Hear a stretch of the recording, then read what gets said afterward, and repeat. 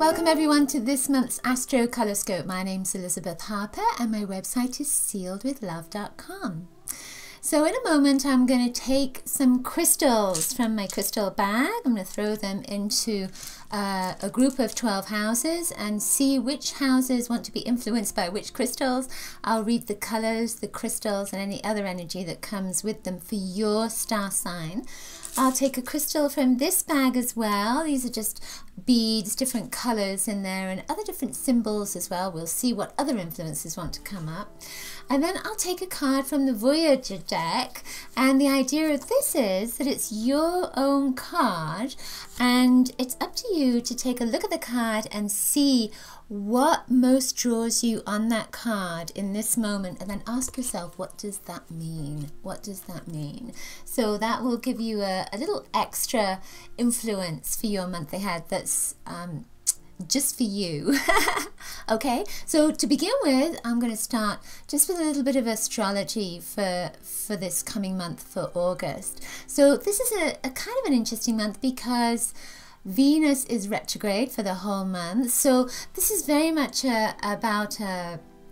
it's a revision, it's a clear out of the emotions, because Venus is about love. So it could be getting rid of some relationships. You may have already started to do this, or you might be redefining those relationships and saying, that's it, enough is enough, this is what I want. If you can't give it to me, then I'm sorry, I'm going to move on.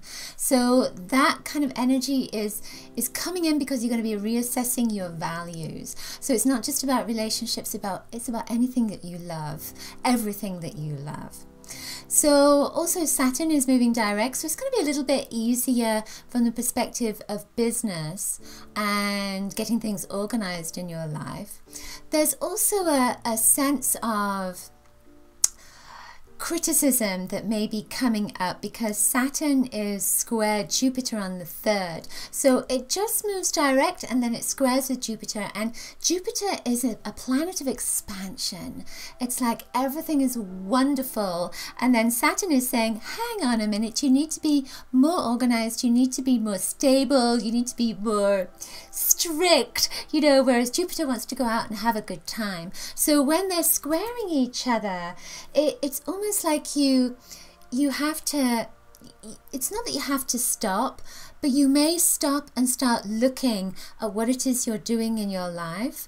And it might be about restructuring your business, particularly because I keep feeling like that Saturn energy is coming in around business. So with the Jupiter at square, it's stopping you from maybe spending lots of money and organizing yourself instead. It's that kind of vibe to it.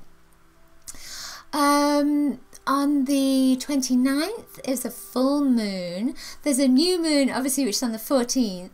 The 14th is Leo new moon, and that's about creativity, and again, it's very emotional energy. But the 29th with the full moon is a super moon. It's when the moon is really close to the earth. And so the moon affects our emotions. It's in Pisces.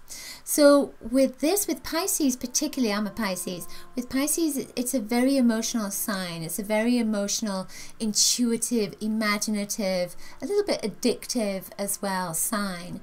So with the full moon coming in, and with it being a super moon, for all of us, it's saying that this can be an emotional time, especially with that Venus retrograde as well. So that whole energy is saying that this is a sensitive month, particularly if you have moon in Pisces, and if you're a Pisces as well. But even if you're a Cancerian, you know, it doesn't make any difference. That moon energy is really going to get all of us kind of rolling in that emotional quagmire. It's not a bad thing at all. It really is about, the whole month is about reassessing our values and about figuring out what is right for us, relationships and particularly business too.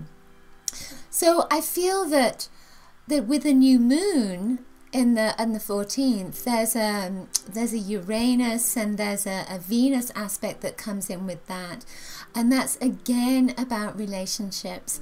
But because of the Uranus, because of that kind of surprise element, it could be that you go against the grain.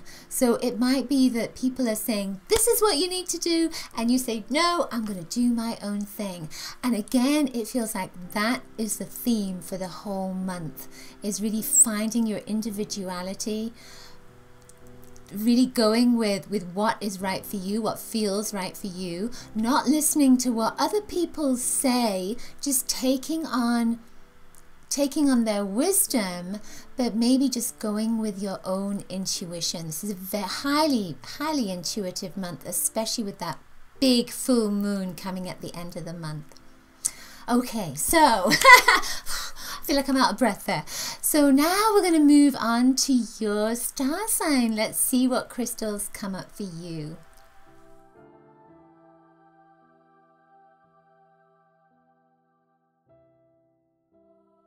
Okay, Taurus, so for you, you have 2 stones that went into your 5th house. So that 5th house, it's a Leo house. It's about creativity and passion and relationships and your career, anything that kind of links with your heart. This is blue aragonite and this is hematite.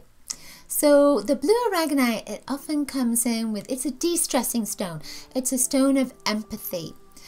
Hematite is a stone of protection. It's a cleanser. It's cleansing for your blood. Heme, it means blood.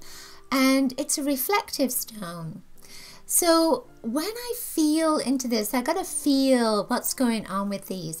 This is the highly creative energy. And this almost feels like you've been lost in your creativity and you're trying to find, it almost feels like you're trying to find where you fit in. So you don't have to be creative for this to kind of resonate with you. I feel as if it's not creativity, it's about relationships, where you fit in your relationships, in your friendships, in your family, in your partnerships, in your work environment, wherever you are connecting with people. That's what I feel these 2 stones are saying.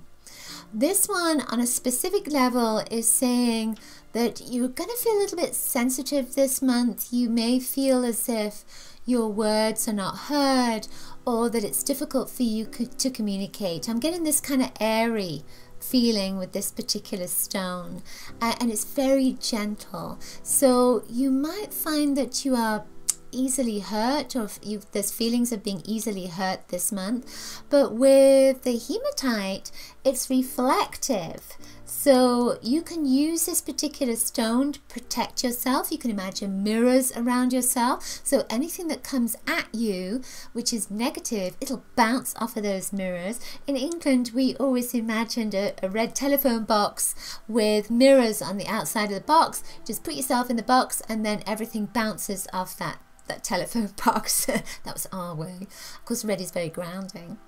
So with these in your 5th house, I also feel as if this is a little bit painful. So there's a painful energy around relationships, but I get the sense with this that you will heal, and heal pretty quickly. You know, blue is the best color for healing. So if something comes up which is negative and it's in a relationship, it's okay, because you have the natural resources to heal. You're going to be okay. And you have this black piece of tourmaline that went into your 7th house, the 7th house of relationships. So again, there's a kind of relationship energy that's coming up for you this month, which is the biggest thing. And this is saying that you're going to be protected, you're going to be okay, you need to stand your ground in any relationship that's there. I do feel that there is going to be some sensitivity, and also you might get the wrong end of a stick with some kind of conversation or altercation with somebody. But you also have this little kind of like, it's like an opalescent bead that comes in.